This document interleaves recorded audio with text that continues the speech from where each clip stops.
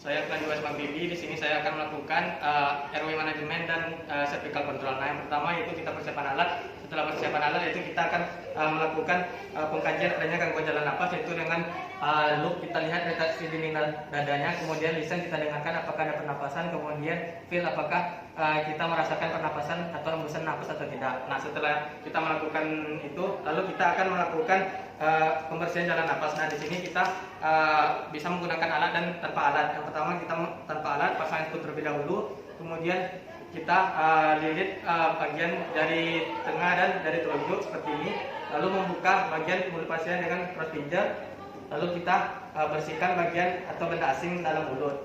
Nah, kalau menggunakan alat kita bisa menggunakan suction. Selanjutnya kita akan melakukan membuka jalan napas. Di sini ada 3 cara, yaitu head till dan chin lift. Head till yaitu menekan bagian dahi ke bawah seperti ini, kemudian chin lift mengangkat bagian dagu seperti ini sehingga pasien menengadah.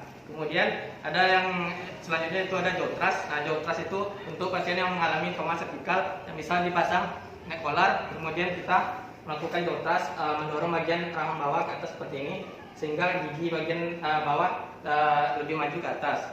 Selanjutnya setelah itu lalu kita akan memasangkan pipa orofaring dan nasofaring. Pipa orofaring terlebih dahulu kita pasang handscoon, kemudian kita mengukur pipa orofaringnya dari bagian tepi bibir ke pangkal telinga. Kita ukur, setelah kita ukur lalu kita akan memasukkan bagian yang melengkung mengarah ke bagian langit-langit seperti ini. Kita masukkan, setelah 2/3 masuk lalu kita putar 180 derajat. Nah, lalu kita masukkan secara perlahan. Selanjutnya kita akan memasang pipa nasofaring. Sama pasang handscoon, kemudian kita mengecek kepatenan lubang hidung bagaimana yang paten, kemudian kita ukur dari telinga ke pangkal, dari hidung ke pangkal telinga. Setelah itu kita beri gel, lalu kita masukkan. Nah, setelah masuk lalu kita melakukan observasi apakah pernapasan adekuat atau tidak. Jika tidak, lalu kita akan memberikan BPM sebanyak 12 sampai 20 kali per menit. Nah, kita berikan, jika masih tidak adekuat lalu kita akan melakukan intubasi. Nah, indikasinya untuk intubasi yaitu gagal napas dan pernapasan yang tidak adekuat. Kemudian alat yang kita gunakan yaitu ada BPM, stetoskop, squid, kemudian laryngoskop.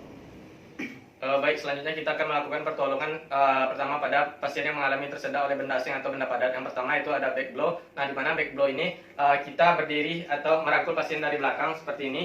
Kemudian satu tangan kita menopang bagian tubuh pasien, kemudian satu tangan kita lagi memberikan pukulan atau hentakan sebanyak 5 kali seperti ini. Nah, seperti itu.